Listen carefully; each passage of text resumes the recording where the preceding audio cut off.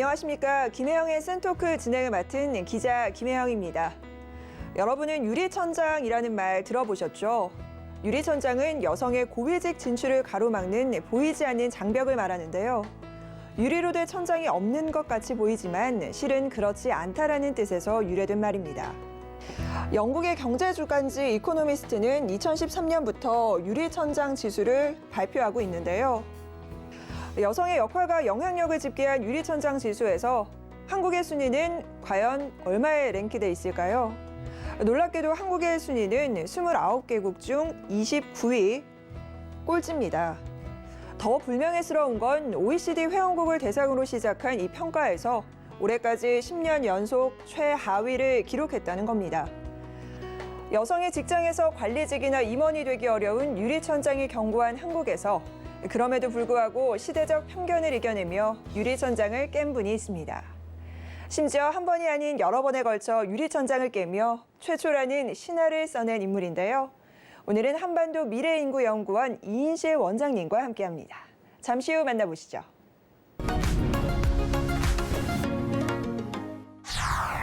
평범한 지질학교였던 여학생이 돌연 선택한 경제학자의 길.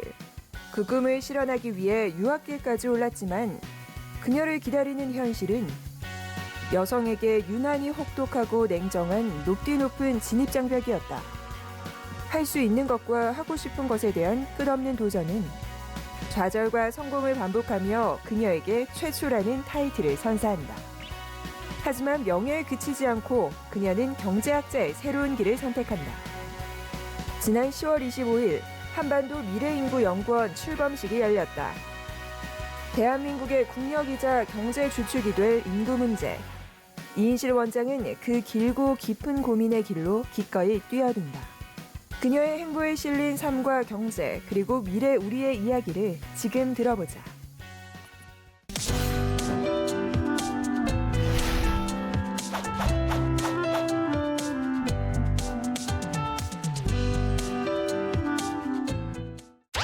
이분을 소개할 때 최초라는 수식어를 유독 많이 사용할 수밖에 없는 것 같습니다.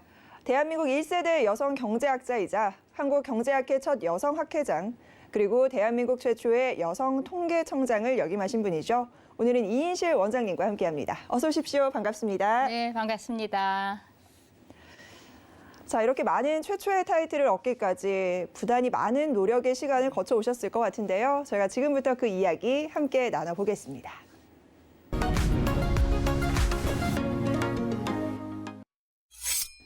대한민국 1세대 여성 경제학자로 불리시지만 정작 대학때 전공은 경제학이 아닌 지질학이었던 걸로 알고 있습니다. 어떻게 경제학자의 길을 걷게 되신 걸까요? 저기 이렇게 라떼 얘기해서 좀 죄송하긴 한데 저희 세대에서 여성이 경제학 전공을 하는 건 거의 어려운 일이었고요. 네. 그래서 고등학교 때 그냥 성적에 맞춰서 대학을 간 거죠. 그리고 간 다음에 이제 대학에 가서 사회 눈을 뜨고 아, 경제학이 굉장히 중요하고 세상을 바꾸는 학문이구나라고 생각을 해서 이제 바꾸게 됐습니다. 네. 네, 이렇게 묵묵히 지금까지 경제학자로 한 길을 걸어오게 되셨는데 제가 알기로는 부군께서도 대학에서 경제학을 가르치셨고요. 또 전 노동경제학회장을 지낸 걸로 알고 있습니다. 집에서 두 분이 서로 경제학과 관련된 막 열띤 토론을 좀 하시지 않을까. 재미있는 에피소드가 많을 것 같아요. 아니 근데 열띤 토론을 하면 피곤하잖아요. 그래서 집에서는 가능한 한 경제학 얘기를 안 하려고 하지만 그리고 또 경제가 복잡하고 얘기를 하기 시작하면은 이제 머리가 아프잖아요. 그래서 네. 그렇긴 하지만 우리가 쓰는 용어들이 네. 대부분 경제학 용어여서 아마 남들이 들으면 아 저렇게 사나 그런 생각을 할 것 같긴 했습니다. 혹시 재미있는 에피소드 하나 뭐 있으실까요? 뭐 용어라도. 글쎄요. 아, 그런 부분은 있어요. 저희가 이제 같은 부부 경제학자이고 공부를 하다 보니까 이제 같이 이제 협업을 하는 경우가 많이 있었어요. 그런데 네. 이게 협업을 하다 보니까 이게 본인이 얼마만큼 그 논문에 기여를 했느냐라는 부분을 가지고 부부 사이 의견이 안 맞아서 제가 이제 그 미국에서 학위하고 돌아와서 첫 번째 논문을 같이 쓰고 난 다음에 거의 한 20년 동안 논문 안 썼습니다. 같이요. 그때 서로 상처를 받았어요. 이게 그렇지 않구나. 네. 그래서 그러고 난 다음에 이제 많이 이제 부부 생활도 하고 많이 이제 제가 부드러워지고 서로. 그래서 그 이후에는 논문을 여러 개를 같이 썼습니다. 그래서 같이 협업을 할 수 있었어요. 네, 협업을 할 수 있었다라는 건 굉장히 좋은 것 같은데 두 분이 지분 경쟁률을 조금 하신 것 같아요. 그럼 앞서서도 이제 미국 유학 이야기를 좀 해주셨는데 당시에 일남일녀를 키우시면서 유학 생활을 하셨습니다. 참 쉽지 않았겠다라는 생각이 드는데 그렇게 어렵게 유학을 마치고 한국에 돌아와서 얻은 첫 직장이 하나경제연구소였습니다. 물론 이곳에서도 최초의 여성 연구원으로 이름을 올리셨는데요. 그런데 원래 꿈은 따로 있으셨다고요? 저는 이제 그 공부를 하고 돌아오면 당연히 대학에서 후학을 양성한다 뭐 이런 그 우아한 꿈을 가지고 왔는데 제가 베이비붐 세대 가장 앞에 있는 세대입니다. 그래서 어디를 가나 다 10,000원이었어요. 그래서 한국에 와서 직장을 구하려고 그래도 대학에 제가 한 군데 정도 이제 응모를 하면 한 50대 1? 근데 거기서 대학 총장님이 저를 뽑을 이유가 없는 거예요. 왜냐하면 여성을 한 번도 경제학 교수를 뽑은 적이 없는데 제가 어떻게 행동할지에 대한 그 위험이 무지 컸던 거죠. 그래서 저는 뭐 가는 데마다 안 됐고 뭐 국책연구원도 다 응모했는데 다 안 됐고요. 그러니까 요즘 그 젊은이들 여러 군데 이력서를 뭐 30개 썼네, 50개 썼네 그러는데 저도 못지않게 쓰고 다 고배를 마시고 그러다 보니까 이제 전혀 누구도 가지 않는 데였는데 은행에서 그 당시 하나은행의 지점이 12개였는데 이제 리서치 팀을 만들겠다 그래서 조그만 연구소를 만들었는데 이제 거기에 들어가게 된 거죠. 네. 아유, 대단하십니다. 사실 말씀대로 그 당시 풍토를 보면 참 여성 경제학자라는 이 수식어가 동일시 되기는 조금 힘들었던 시대였던 것 같아요. 그런데 이후에 또 놀라운 행보가 2009년 5월에 12대 통계청장으로 취임을 하시게 됩니다. 민간 최초이자 여성 최초의 통계청장 자리에 오르신 건데요. 경제관료가 도맡아온 자리에 민간 출신이 기용되는 사례도 처음이었고요. 그만큼 뭐 부담감, 책임감, 양 어깨를 네. 짓누르는 이런 키워드들이 상당히 많았을 것 같아요. 어떠셨나요? 네, 저는 하여간 제가 가는 모든 자리에 여성이 당신으로서 최고다, 최초다. 네. 라는 얘기를 정말 많이 들었거든요. 근데 이제 그 하나은행 연구소에서 한 7년을 있었어요. 저는 빨리 있다 나올 줄 알았는데 그랬는데 거기서 뭐 금융시장을 매일매일 들여다보고 이제 실물 경제를 접하게 된 거죠.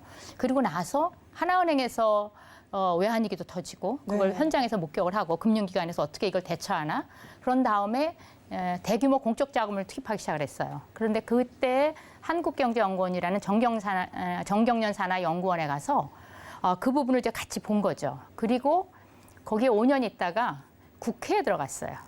국회 예산정책처를 처음 만드는데 들어가서 이제 그 같이 작업을 하고 그리고 학교로 와서 학교에서 있다가 이제 그 저의 그런 이제 과거의 경험들을 다 보고 통계청장으로 발탁이 된 것 같습니다. 네, 여성 최초의 통계청장 참 대단하시다라는 생각이 좀 먼저 드는데요. 뭐 앞서서도 이야기해 주셨지만 국회 경제조직인 국회예산정책처가 설립될 때 창설 멤버로도 또 참여를 하셨습니다. 근데 그 이후에도 또다시 이제 교편을 잡으셨던 걸로 알고 있어요. 강단에 서실 때가 어떻게 가장 좀 나답다 혹은 내가 맞는 옷을 입었다라고 생각을 하시는 걸까요? 글쎄 제가 그렇게 생각을 했었어요. 왜냐하면 나는 경제학을 공부할 때 이거를 이제 후학들을 양성하는 데 써야 되겠다라는 생각을 가지고 공부를 했는데 제가 원하지 않던 대로 계속 자리를 옮겨 다니게 됐지 않았습니까? 근데 지금 지나서 제가 이제 학교를 이제 정년 퇴임을 하고 다시 와서 이렇게 뒤를 이제 되돌아보니까 네. 제가 갔던 그 직장 하나하나가 중요하지 않은 직장이 없었어요. 그럼요. 그리고 거기서 다 굉장히 좋은 경험을 얻어서 제가 대학에 갔을 때 그런 경험이 없이 그냥 대학에 갔으면 이 사회과학의 그 퀸이라고 그러는 이 학문을 학생들한테 제대로 가르쳤을까? 맞습니다. 현실 경제에 대한 경험이 없이 이론만 가르치는 거는 무슨 의미가 있을까라는 생각을 해서 저는 그 제가 갔던 모든 직장이 다 저한테는 소중하고 다 보람 있고 지나고 생각하니까 다 좋은 경험이었다 이렇게 생각합니다. 네, 하나하나의 큰 자산이 되셨기 때문에 오늘날에 또 이 원장님이 계신 게 아닌가 싶은데요. 뭐 그중에서도 가장 이목을 끄는 부분은 2018년 6월이었죠. 한국경제학회 회장으로 또 당선이 되셨습니다. 저희가 사실 경제학자를 여성 대 뭐 남성 이렇게 이분화하기가 쉽지는 않습니다. 뭐 타당하지도 않고요. 그러나 풍토상 보수적인 부분이 여전히 남아 있습니다. 때문에 여성 최초의 회장 타이틀을 이 부분에 대한 이목이 상당했던 걸로 기억하거든요. 네, 저희가 49대 학회장이었는데 한 번도 여성이 나온 적이 없었고요. 또 네. 저 이후로도 여성이 또 없는 아직까지 그런- 없나요? 예, 그렇습니다.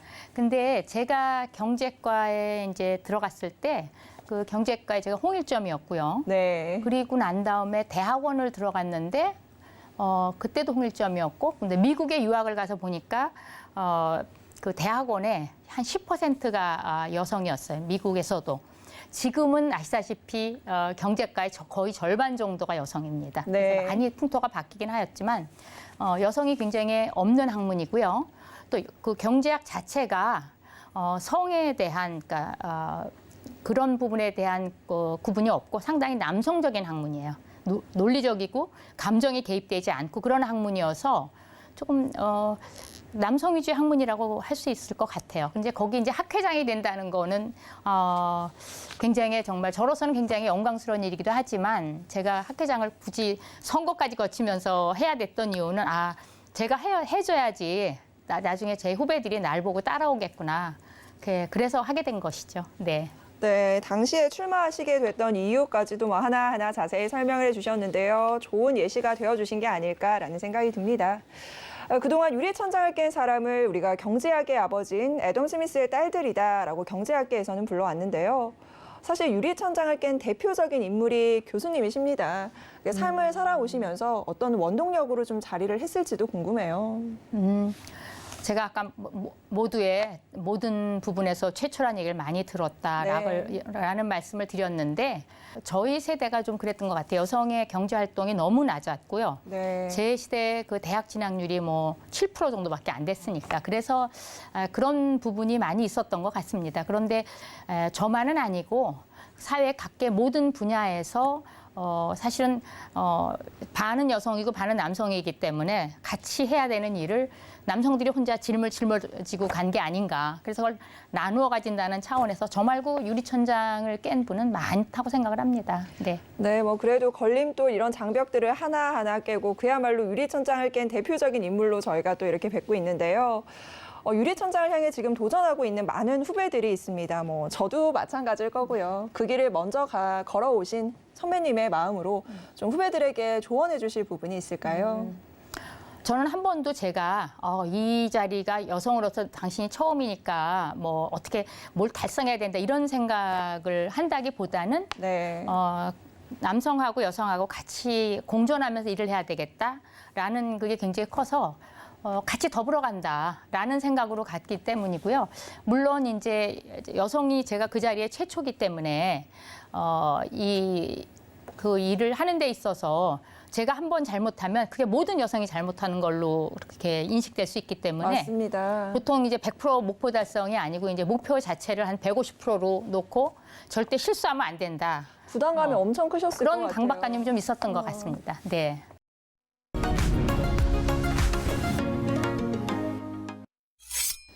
자, 이제 원장님의 최근 행보에 대해서 저희가 하나하나 이야기 나눠보겠습니다. 지난 10월 25일이었죠. 한반도 미래인구연구원이 출범을 했습니다.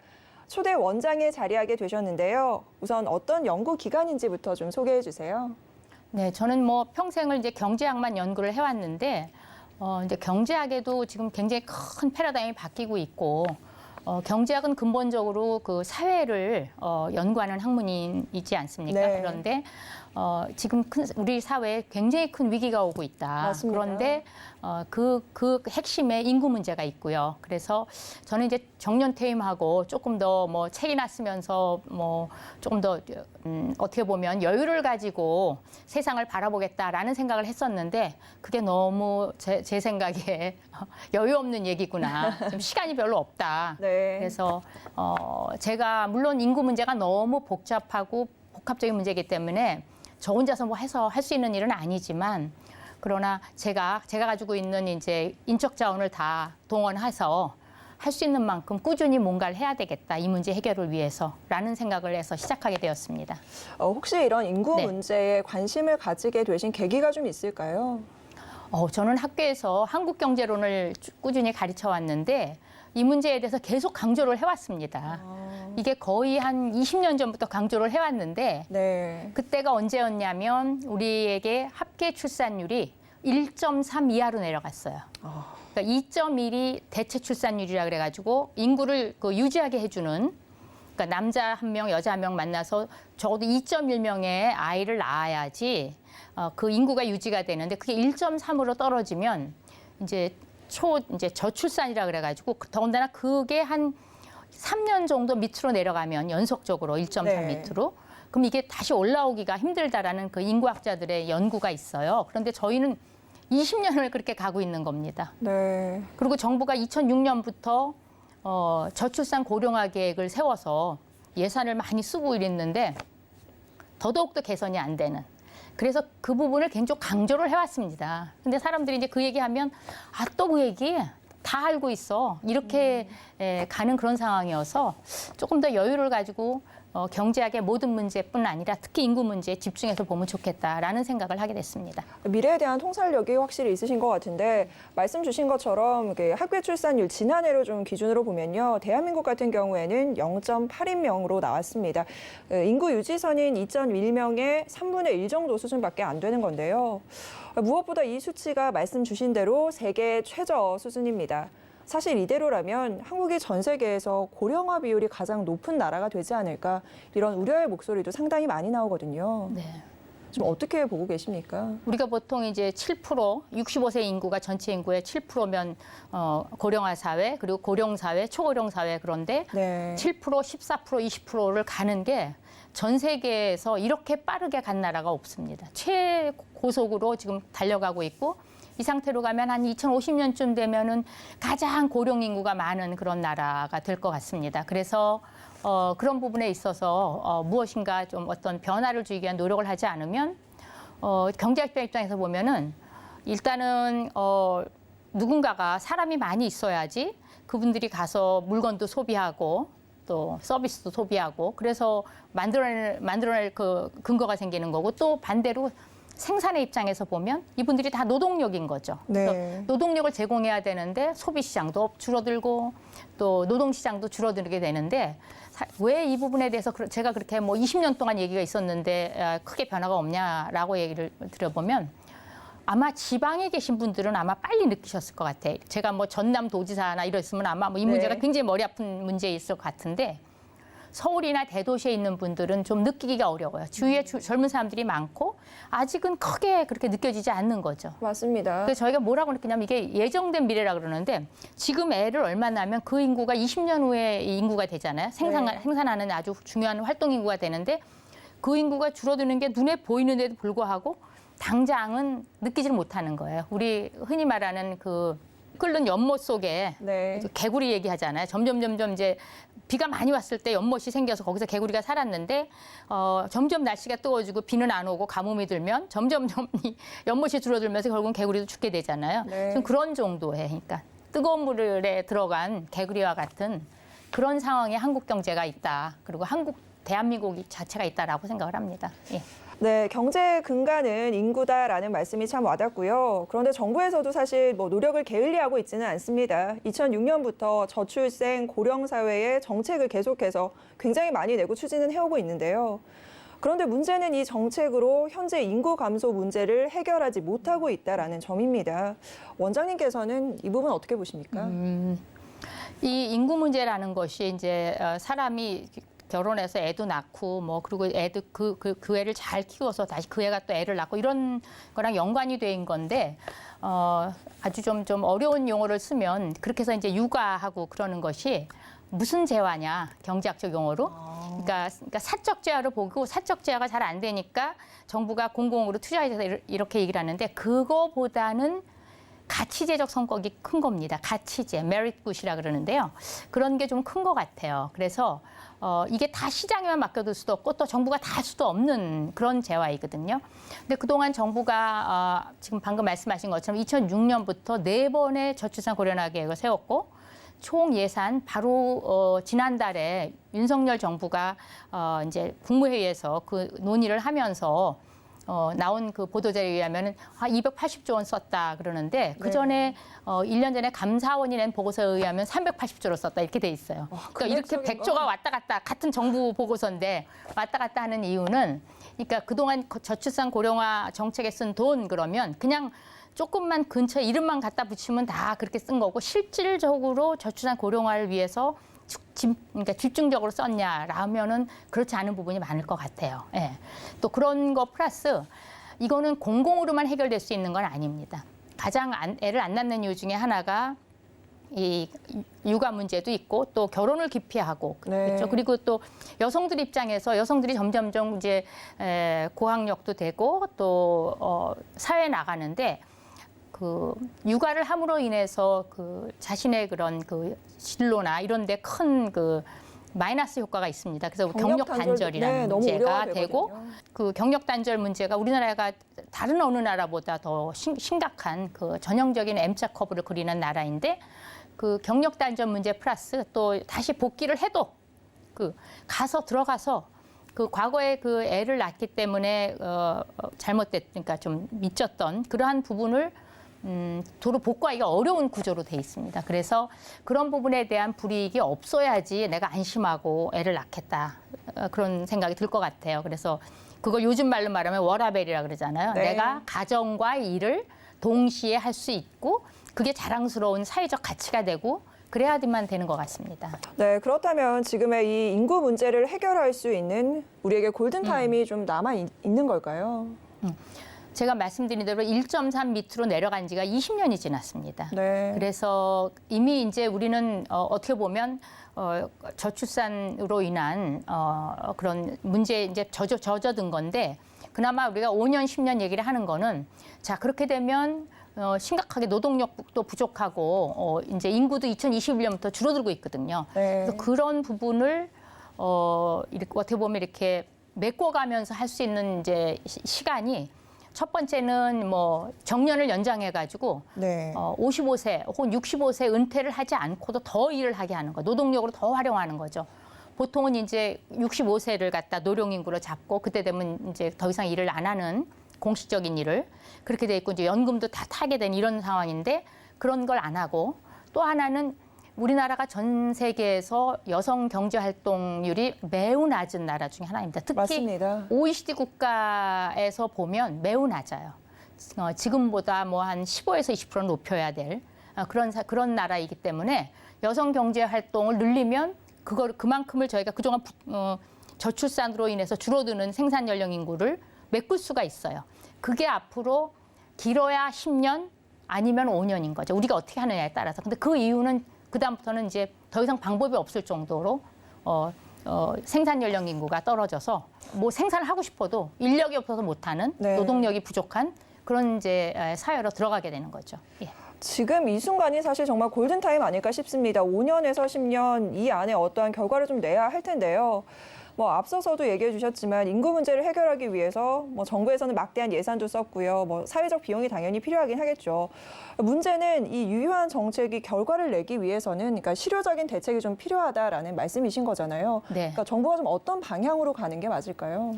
그래서 제가 한반도 미래 인구연구원을 만든 이유 중에 하나는 정부는 정부대로 지금 하던 노력을 더욱더 해야 되고 그건 좀 이따 말씀을 드리겠고요. 네. 그러나 그거 말고도 정부가 혼자서 해서 되는 일은 아니다. 예. 제가 아까 사적 제화를 말씀드리면 이제 시장에 실패가 일어나기 때문에 정부가 들어가서 교정을 하겠지만 이게 그런 재화만은 아니기 때문에 민간도 해야 되는 거고 특히 우리가 노동력을 가장 많이 사용해서 생산하는 그 상품을 만드는 기업도 이제 발등에 불이 된 상황입니다. 그래서 기업의 입장에서 소비시장, 수축되는 소비시장과 줄어드는 노동력에 대한 대처로서 기업도 무언가 해야 된다는 것이죠. 예를 들면은 아빠 육아휴직부터 시작해서 네. 경력 단절 문제도 기업이 나서서 그런 불이익이 없게 해주는 그런 문제부터 시작해서 이제 장기적으로 한국 경제의 중요한 그런 인구 구조를 제대로 만들어 나가는 그런 여러 개혁 문제까지 같이 동참하지 않으면 안 되는 그런 상황이 와서 제가 이제 그런 차원에서 기업도 나선다라는 차원으로 이제 한반도 미래연구원을 만들었고 또 이름을 한반도로 붙인 이유 중에 하나는 통일까지 염두에 둬서 같이 가야 된다는 거죠. 근데 북한은 지금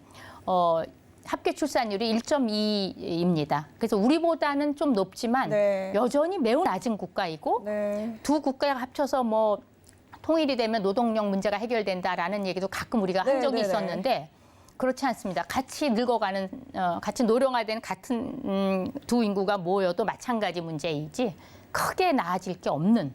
그래서 그런 문제까지 같이 고민을 해야 된다라는 차원에서 저희가 한반도 미래 인구 연구원으로 이름을 짓고 제가 거기 이제 원장을 하겠다라는 생각을 하게 된 겁니다.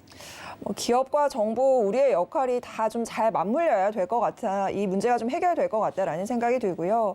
또 사실 인구 문제는 우리나라의 잠재 성장률을 올리기 위해서도 사실 핵심 과제입니다. 잠재 성장률 문제를 해결하기 위한 구조개혁 방안들은 어떤 것들이 있을까요? 네, 아까 제가 이제 국가는 무엇을 해야 되나라는 문제를 이제 얘기하려고 그랬는데 경제학자 입장에서 보면 어떤 한 생산을 하기 위해서 자본과 노동과 그 외에 이제 이 자본과 노동을 이용해서 생산을 하는데 필요한 뭐 온갖 그런 그 기술, 과학 기술, 뭐 또 제도 이런 것들이 다 같이 들어가야 되는데. 아시다시피 우리나라는 이제 충분히 자본의 장비율은 매우 높은 상황이에요. 1인당 자본을 얼마 쓸 수 있느냐라는 게 있는데 그 부분은 제가 볼 때는 거의 이 목에 찰 정도로 이제 맥시멈을 썼고요.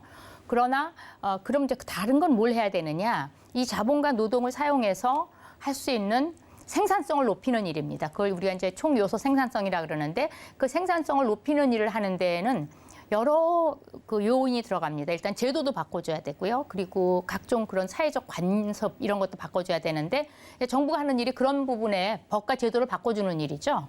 그래서 그런 것 중에 이제 하나가 뭐 여성을 갖다 어떻게 활용한다든가 이럴 때면 거기에 뭐 저는 이제 재정학자이기도 하니까 세금 관련한 문제, 예를 들면 뭐 로마가 그 인구가 적어서 멸망했는데 애를 안 낳으면 거기에 대해서 벌금도 물리고 남자나 여자나 이런 걸 했는데 우리는 아직 그런 것까지는 가고 있지 않아요. 네. 오히려 기혼 그런 한 결혼한 부부들이 세제 면에서 오히려 유리하지 않은 결코 유리하지 않은 그런 맞습니다. 세제를 갖고 있거든요. 그래서 그런 것부터 바꿔주는 거를 시작해서 지금 우리가 못하고 있는 노동개혁, 연금개혁 이런 것들을 정부가 빨리 해줘야 됩니다. 네. 정부의 역할을 조금 짚어주셨는데요. 사실 기업의 역할도 중요합니다. 앞서서도 뭐 경력 단절, 아빠들의 육아휴직 이런 네. 부분을 얘기해 주셨는데 네. 기업이 실질적으로 좀 어떤 부분에 노력을 해야지 이 문제가 해결이 될 수 있을까요? 저는 이제 여러 생각을 많이 하고 있는데 어떻게 하면 될까? 네. 그래서 요즘 이제 아기를 낳으면 이제 여성만 이제 육아휴직을 하는 게 아니라 아빠도 똑같이 육아휴직을 할 수 있게 돼 있는데 눈치가 보인다는 분들이 너무 많아요. 작년에 그 숫자가 그래도 많이 늘었습니다. 네. 26%예요.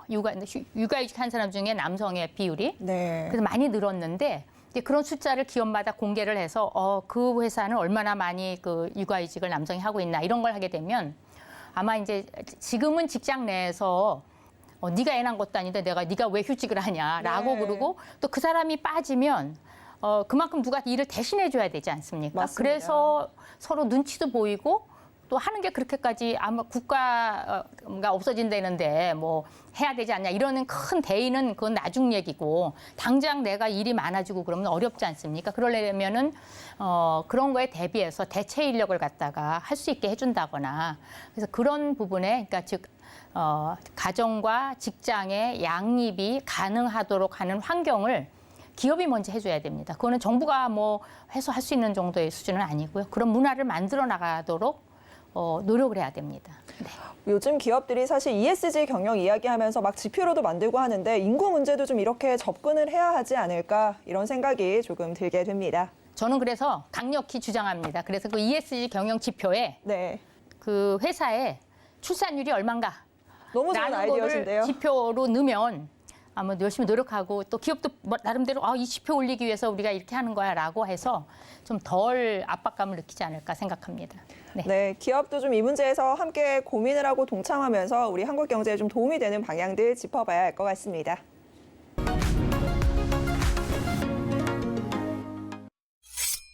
네, 지금 한국 경제 상황이 녹록지가 않습니다. 인구 문제는 물론이고요. 대내외적인 환경이 참 어렵습니다.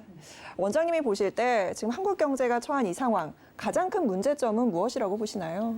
그러니까 이게 이제 지금 누가 봐도 아마 언론에 보시면 위기란 말이 정말 많이 나오잖아요. 네.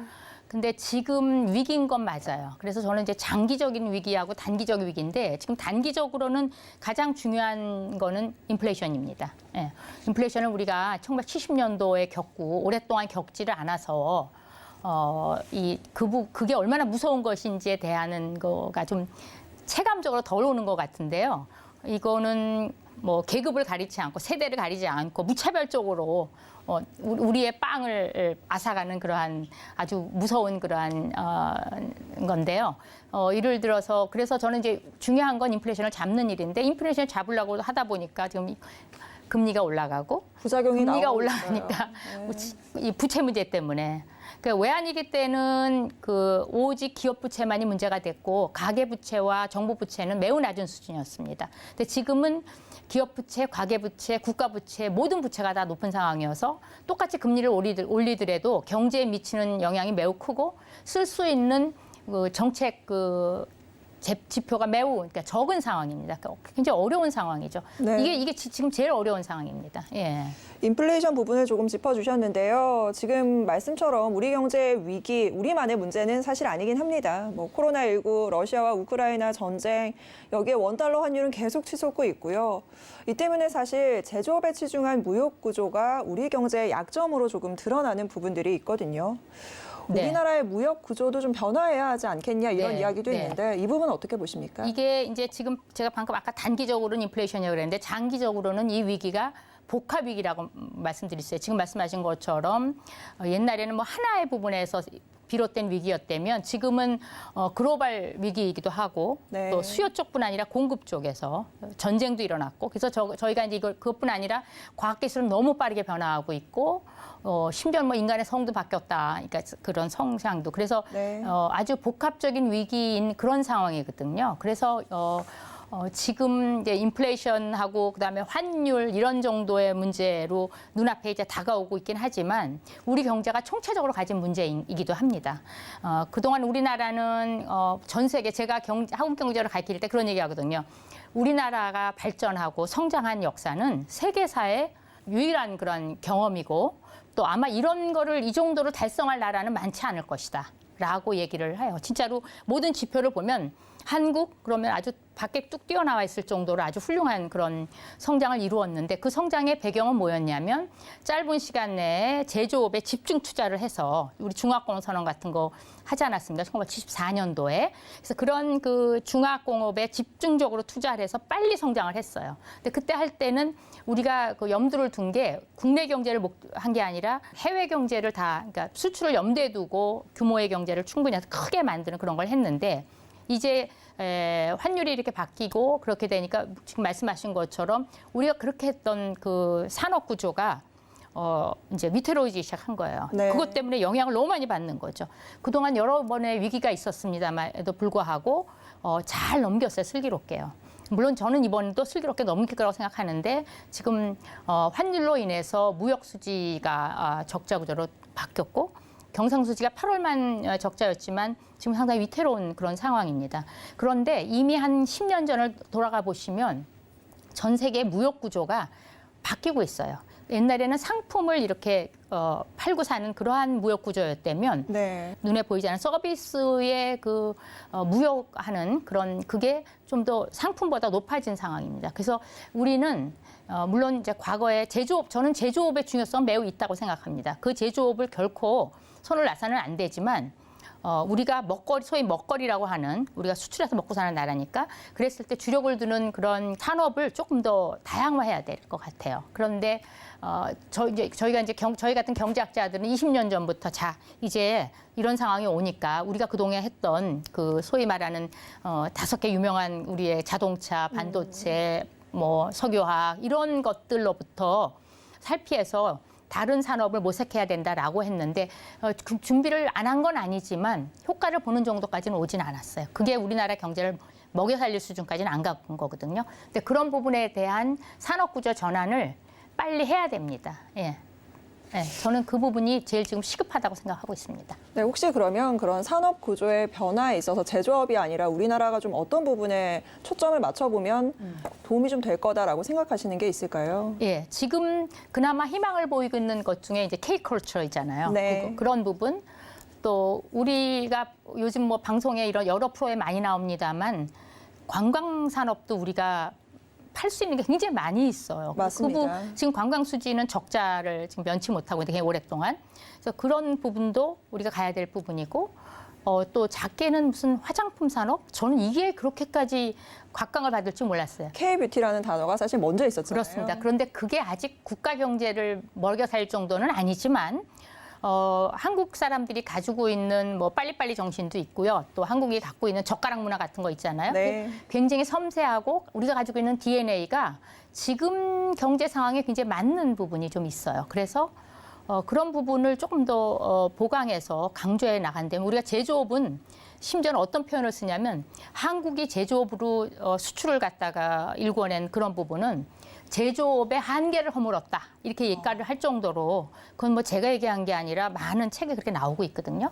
그래서 그런 정신으로 간다면 서비스업에서 우리가 할 만한 게 굉장히 많아요. 저는 뭐 화장품 산업뿐 아니라 그거와 관련돼서 미용업 같은 거 있죠. 우리나라만큼 그렇게 아주 싼 가격에 그렇게 좋은 기술로 미용 기술 하는 데 없거든요. 네. 저는 그런 게 굉장히 많이 있을 것 같고 그런 걸 많이 발굴해야 된다고 생각을 합니다. 네, 이번에는 부채와 관련된 이야기를 조금 나눠볼까 합니다. 지금 국가 부채뿐 아니라요, 가계 부채에 따른 위기도 상당합니다. 뭐 주택담보대출 상단이 7% 넘어섰다. 이런 기사들 쏟아지고 있고요. 이 부분을 체감하고 계시는 국민분들도 상당히 많으실 겁니다. 가계 부채 문제에 따른 지금의 경제 위기, 이 부분은 좀 어떻게 진단하십니까? 지금 제가 부채 문제는 이제 가계 부채만의 문제가 아니고 기업 부채, 정부 부채 네. 다 문제인데 이제 가계 부채는 더더욱 더 좀 굉장히 왜냐하면 그게 경제에 미치는 영향이 눈에 시각각으로 보이지 않습니까? 네. 그리고 또 그런데 우리나라 부채의 절반 이상이 주담대, 소위 말하는 주택담보대출입니다. 네. 우리나라 부동산이라 아주 특이한 그런 현상 구조가 때문에 있죠. 그거를 담보로 해서 빌린 부채가 많고 특히 이제 젊은이들이 영끌도 하고 이래서 한 거기 때문에 이거는 이제 간단한 문제는 결코 아니라고 생각을 해요. 또 굉장히 빠르게 또 올라왔거든요. 네. 근데 물론 이제 걱정할 만한 수준이긴 하지만 다른 나라와는 조금 양상이 다르다. 주택 문제, 그래서 부동산 문제와 같이 연결을 시켜서 끌고 나가야 되는 문제고 가계부채 중에서 특히 이제 자영업자나 이런 분들은 코로나 때문에 생겨진 문제가 많으니까 그 문제랑 같이 연결을 해서 이거는 뭐 한 개 답이 있는 건 아니에요.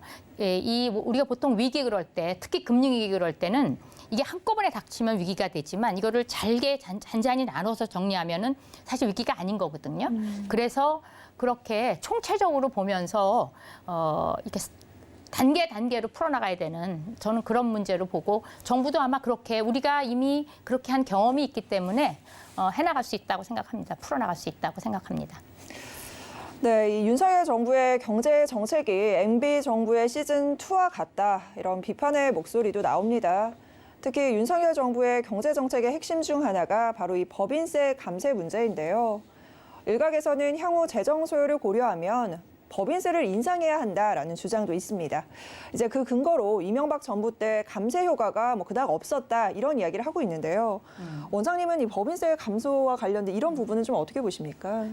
제가 공부 시간에 이제 한국경제를 가르칠 때 매 그 정권별로 이러이러한 정책을 했고 그거에 대한 효과는 이렇게 나왔다라는 이제 그런 부분을 항상 얘기하는데 경제 정책은 특정 이념이나 이런 거에 따라서 크게 많이 휘둘리는 정책이 아닙니다. 이름만 바꿨지 혁신이나 창조나 뭐 비슷비슷한 정책들이거든요. 그런데 이제 이름만 바꿔서 이 정권은 이런 걸 강조했다라는 걸 꼭 역사에 남기고 싶어서 그렇긴 하는데 그거는 아니고요. 그러나 이제 지금 MB 정부 2라고 말씀하신 거는 이제 윤석열 정부와 바로 전에 했던 문재인 정부가 기업을 바라보는 관점이 조금 다른 거는 분명히 있는 것 같습니다. 그래서 이제 MB 정부나 윤석열 정부는 기업에 대해서 세금을 깎아줘야 된다는 반면에 네. 문재인 정부는 이제 세금을 오히려 올려서 그런데 그 부분에 대해서 자 그렇게 해서 기업에 법인세를 깎아주면 무슨 효과가 있을까라는 부분에 뭐 이게 감세다 감세 정책이 효과가 있다 없다 이렇게 얘기를 하는데 이제 경제학자가 그 세금의 문제를 볼 때는 세금이 직접적으로 누구한테 돈을 가져가느냐 이걸 보는 게 아닙니다. 감세를 해서 그 혜택을 누가 볼 것인가. 그래서 이거를 이제 조세의 귀착이라고 얘기합니다. 좀 어려운데 영어로는 이제 텍스 인시던스라고 얘기하는데 조세 귀착 효과를 보는 거예요. 주주가 덜 가져가느냐, 아니면 노동자가 덜 가져가느냐, 아니면 소비자한테서 가져가느냐 이런 문제거든요. 그 세금에 대한 귀착이 어디로 가느냐를 본다면 저는 뭐 꽤 좀 조금 전에 오래된 얘기를 하지만은 그 관련된 연구를 한 적이 있는데 네. 법인세의 귀착이 꼭 그것이 그 주주한테 가는 게 아니고요. 그건 그러니까 자본가라고 얘기하죠 보통. 자본가에 가는 것보다는 노동자에게 상당 부분 가게 돼 있습니다. 그렇기 때문에 아니면 이제 그 소비자에게 전가를 하든가. 그래서 이제 우리가 그럼 감세의 목적이 뭐냐를 좀 명확히 생각하셔서 경제를 갖다가 이렇게 살리려고 그러는 건지 네. 아니면 경제를 살리기보다는 평등을 위해서 하는 건지라는 조세 목적을 명확히 하고 가져가야 되는데 경기가 다운될 때는 당연히 감세를 해서 경기를 부추기는 역할을 해야 되고요. 이제 그런 면에서 감세 효과를 갖다 감세로 인해서 투자가 늘어나느냐 아니냐를 봐야 되는데 그거는 세금만이 그 투자에는 세금뿐 아니라 다른 요인이 많이 들어가기 때문에 그걸 잘 봐서 실제로 순수한 조세 효과가 얼마인지를 본다면 세금을 깎아주면 당연히 투자는 늘고요. 왜냐하면 코스트가 적게 드니까. 그리고 그거로 인해서 싼 물품을 만들고 그래서 경기가 살아나고 그런 효과가 있는 거는 그거는 그냥 너무 당연한 얘기인데 이제 그게 아니라고들 네. 얘기하니까 저도 네. 사실 조금 아쉬운 게 이제 이론적으로는 그런 말씀이 굉장히 네. 와닿지만 우리 서민들이 체감할 때는 이거 부자 감세 아니냐 이런 사실 비판이 나오는 부분이 상당히 많거든요. 여기에는 그럼 동의를 좀 하지 못하시는 건가요? 부자 감세 그러면 돈이 많은 사람한테 세금을 이제 내라 그러는 건데 법인은 실체가 없어요. 개인이 아닙니다. 네. 그냥 그러니까 주주가 모여서 돈을 내서 사업을 하고 남은 이익을 가지고 나눠 갖는 거죠. 뭐 이익이 남으면 그걸 다음에 재투자를 하든가 아니면은 이제 배당금으로 나눠주든가 문제예요. 근데 그 배당을 가져가는 그 주주조차도 그걸 이제 우리가 뭐 다 자본가라고 부르기도 어려운 문제거든요. 네. 그래서 그렇게 불리는 것 자체가 매우 경제적이지 않은 그런 용어라고 생각이 됩니다. 네, 알겠습니다. 자, 이번에는 부동산 정책과 관련된 이야기 좀 짚어볼까 합니다. 매 정권마다 국민들이 가장 많이 관심을 두는 게 바로 이 부동산 정책이죠. 이번 윤석열 정부에서는 공급은 늘리고 규제는 줄이는 부동산 정책 시행하고 있습니다. 이번 부동산 정책의 방향성은 좀 어떻게 보시나요? 저는 지금 나오는 부동산 정책은 이제 지금 저로 봐서는 적절해 보이는데요. 이 부동산 정책이 아주 중요한 보여야 될 중요한 점은 부동산이 이제 가격 때문에 가격이 너무 올랐다 내렸다 이런 얘기를 많이 하는데 그 가격을 결정하는 건 수요와 공급이잖아요. 네. 그런데 수요는 그때 즉각으로 반응을 합니다. 당장 가격이 오르면 빨리 집을 사야 되겠다 이런 생각을 하지만 그러나 이 공급은 빨리빨리 반응할 수가 없잖아요. 적어도 집을 맞아요. 지려면 한 2년은 걸리고. 그래서 이 시차가 있기 때문에 이 시차 때문에 이게 매번 어긋나서 안 되는. 그래서 가장 중요한 거는 이제 정부가 나서서 이거를 이렇게 교정을 하다 보면 주로 시차가 계속 생겨가지고 이게 안 맞는 경우가 너무 많아서 그래서 매번 부동산 정책이 어느 정권이나 엇박자를 내고 항상 한 발짝 지나고 나서 뒷북을 치게 되는 그런 네. 효과가 냈고 이거 지금도 마찬가지인 것 같아요. 그래서 물론 당연히 집값을 떨어뜨리고 안정적인 그런 주거 서비스를 갖다 하려고 그러면 공급을 늘리는 게 맞죠. 그러나 이제 수요에 대한 것도 미리미리 봐가면서 해야 되고 그런 의미에서 저는 규제를 많이 푸는 거는 매우 중요합니다. 왜냐하면 그거를 제일 잘할 수 있는 거는 시장입니다. 그래서 시장에 맡기는 것이 그나마 부동산이 과도하게 흔들리지 않게 하는 그런 요인인데 지금 사실 저희가 앞서서 이제 네. 금리 이야기도 좀 나눴지만 주담대 그게 상단이 올라가는 것도 문제인데 부동산 가격이 떨어지는 것도 사실 문제거든요. 네. 지금 그래서 부동산 때문에 느끼는 서민들의 이 체감 온도가 굉장히 낮아지고 있는 사실이에요. 네. 그런데 이게 시장 논리에 맞게 좀 둬야 된다라고 보시는 건가요? 그렇죠. 어떻게 손을 대기보다는 정부에서 시장의 논리에 맞게 지금의 흐름을 좀 이어갈 수 있게 해야 된다라고 보시는 거예요? 그렇죠. 왜냐하면 지금 너무 빠르게 올랐고 또 잘 보시면 부동산이 어디나 다 오른 게 아니라 지역별로 매우 편차가 심합니다. 그리고 지방은 훨씬 더 덜 올랐고요. 대도시를 중심으로 올랐고 대도시에서도 특히 강남이 많이 올랐고 이런 부분이 있기 때문에 그 지역에 맞게 해야 되고 또 어떤 게 있냐면 보통 이제 정부는 그러면 뭐 몇 프로 올랐다 그러는데 이건 평균 개념이잖아요. 근데 개인이 느끼는 거는 그 하나하나 건별로 오른 그런 겁니다. 그래서 예를 들면 뭐 강남의 아파트는 문재인 정부 들어서 제가 숫자를 본 거에 의하면 한 80% 올랐잖아요. 그럼 네. 거의 2배가 됐다. 그러면 진짜 쳐다보기도 어려운 그런 상황으로 온 거거든요. 근데 그런 숫자를 보고 들여다보면은 이제 경제가 부동산 시장이 무지하게 이제 어려운 것 같지만 이 내려가는 것도 또 굉장히 어려운 얘기입니다. 너무 빨리 내려가면 누군가는 돈을 주고 샀잖아요. 그 사람은 손해를 봐야 되는 거예요. 네. 그래서 이게 빨리 내려가는 것도 바람직하지 않습니다. 무지하게 중요한 거는 예측 가능하게 천천히 안정적으로 내려가 줘야 되기 때문에 이 과도하게 떨어지는 거에 대한 부분도 잘 우리가 지켜봐야 되는 그런 부분이다. 그 부분은 저는 정부가 그런 부분에 대해서는 할 수 있는 일은 있을 거라고 생각을 합니다. 네. 혹시 제가 한 가지 그냥 좀 여쭙자면 네. 부동산 뭐 전문가는 아니시지만 지금 사실 세금 문제, 취득세, 양도세 이런 네. 부분에 관해서도 좀 이야기가 많이 나오고 있거든요. 이런 방향에 대해서는 좀 어떻게 보세요? 제가 세금 전문가로 말씀을 드리면 부동산은 부동산입니다. 도망갈 수가 없는 세금이에요. 그리고 네. 그 자리에 있기 때문에 그래서 대부분 우리가 이제 종합부동산세는 국세지만 많은 부동산 관련 세금을 큰 부분을 차지하는 재산세. 네. 요거는 지방세입니다. 그래서 그 지방세란 뜻은 뭐냐? 내가 그 지역에 살고 내가 세금을 내기 때문에 그 지역에서 서비스를 정부한테 받는 거예요. 근데 그거랑 연관이 돼 있는 거죠. 근데 이제 물론 우리나라는 조금 특수 상황이 있기 때문에 종합부동산세라는 걸 내고 물론 이제 그거에 해당되는 분이 뭐 3%다 1%다 이렇게 네. 되기는 하지만 그건 약간 어떻게 보면 부유세 같은 개념이고 보통 이제 부동산 세금은 그 지역에 있는 사람들이 내는 세금이고 그리고 거기에 그러면은 무슨 일이 있어야 되냐면 거기에 맞는 내가 세금을 냈기 때문에 세금에 대한 서비스를 정부한테 받아야 되는 거죠. 그렇죠. 근데 그런 부분에 연결이 덜 돼 있고 그냥 개인의 입장에서 볼 땐 자꾸 세금을 내게 되는구나 네. 라는 걸 갖게 되는데 그거는 옳지 않죠. 네. 알겠습니다. 저희가 부동산 정책까지 짚어봤고요. 자, 이제 끝으로 한국 경제가 도약하기 위해서 윤석열 정부에게 바라는 경제 정책 이거 하나만큼은 좀 시연됐으면 좋겠다. 어떤 게 있으실까요? 제가 이제 한국 경제 지금 뭐가 제일 걱정일까 그랬는데 아까 산업 구조가 잘 안 변한다 이런 얘기도 드렸고 그랬는데 가장 걱정되는 거는 과도하게 정치가 경제 세계에 들어와 있다라는 부분입니다.